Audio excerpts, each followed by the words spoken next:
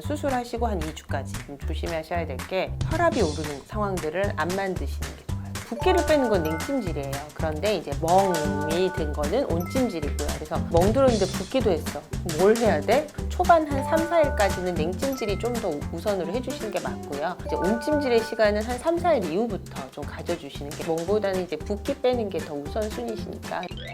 붕대 프로도 땡김이 잘 해주시는 거는 보호 차원도 있어요. 무의식적으로 이렇게 얼굴도 이렇게 만지고 긁을 수도 있고 뭐 내 감각이 없다고 막 이렇게 하실 수도 있기 때문에 좀 보호 차원 겸 그리고 붓기 관리 겸 환자분들 그래서 땡김이 집에 계시는 동안에 하시라고 하는데 보통 저희가 거상 같은 경우는 하시려면 3개월 정도는 좀 꾸준히 땡기미를 좀 하시는 걸 꼭 부탁드려요. 강하게 해야 되는지 약하게 어느 정도 해야 되는지 한 50에서 70% 말씀드려요.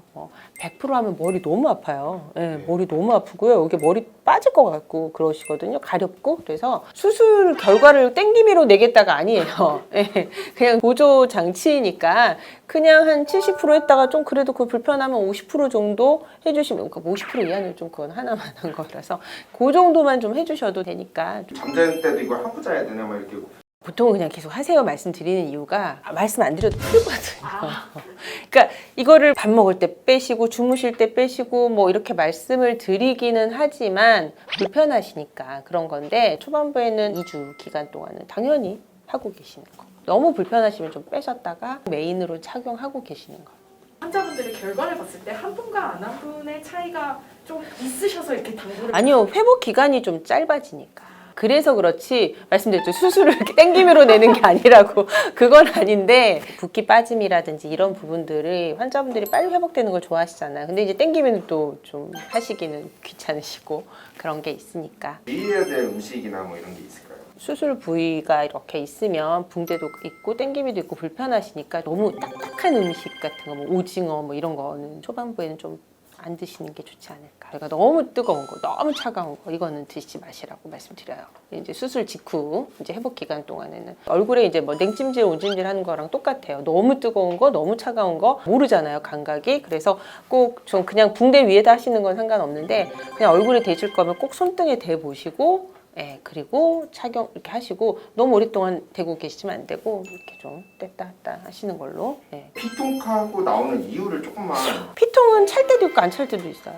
수술 부위가 넓으면 피통을 차요. 그렇지 않은 경우는 피통을 안 차죠. 거의 뭐 풀거상이라고 부르는 그렇게 되면 피통은 차요. 근데 저도 미니 거상이다 이럴 때는 피통은 거의 착용하지 않아요. 피통을 차는 이유는 말 그대로 피가 고이지 말라고 하는 건데 사실은 이제 피가 계속 나니까 그 피통을 차는 건 아니고요. 저희가 지혈은 다 하고 나오지만 박리 범위가 넓으면 아무래도 피가 좀 날 수 있을 리스크가 있기 때문에 행여나 그래서 이제 피통을 해놓는 거죠. 보통 피통을 차고 나오시면 다음 날 정도는 저희가 빼요. 피통을 차면 붓기가 좀 덜하나요? 나중에? 아니요, 그렇지는 않고요. 피통을 그러면 뭐 2, 3일, 3, 4일 뭐 계속 놔둬서 붓기가 빠질 수 있다면 피통을 계속 차겠죠. 근데 이게 공간이 딱 붙어 있으면 사실은 그 안에 찰 게 없어요. 근데 저희가 거상수술이라는 거는 피부 박리하고 안에 스마스층 박리하고 다 그래서 조직을 이동시켜 놨기 때문에 공간이 굉장히 떠 있단 말이에요. 근데 풀거상을 하면 말 그대로 박리 범위가 엄청 넓잖아요. 거기에 언제든지 고일 수가 있는 거죠. 그래서 저희가 그래서 붕대를 감는 거고 붕대를 감아놨지만 혹시나 또 고일 수 있으니 그 부분에 있는 걸 배액도 시키고 이제 좀 안전장치로 해놓고 그리고 나서 다음날 봤을 때는 더 이상 나오는 게 없다라고 하면 이제 제거를 하는 거죠. 오늘 주의사항이나 뭐 이런 거 들어보니까 또 네. 괜찮은 것 같아요. 입원도 안 하고 네, 이러니까 네. 거상을 생각하고 계신 분들께 한마디를 해주신다면? 정말 수명이 늘어나서 요즘 환갑자치 안 하신다고들 하시더라고요.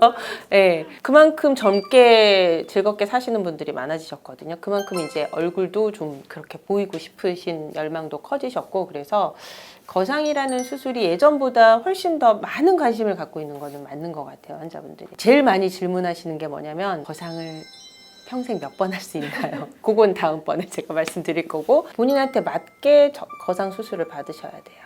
거상을 뭐 매년 할 수 있는 수술은 아니잖아요. 하지만 딱 내가 맞는 시기에 받으시면 굉장히 만족도가 높은 수술이라서 환자분들이 예전보다는 연령대가 많이 낮아지셨고 수술의 종류도 많이 다양하고 해서 거상에 대해서 그렇게 너무 무서워 이렇게 생각 안 하시고 상담 받으러 오시면 좋을 것 같습니다. 네, 지금까지 세김성형외과 동안센터 문혜영 원장이었습니다. 구독과 좋아요 새겨주세요.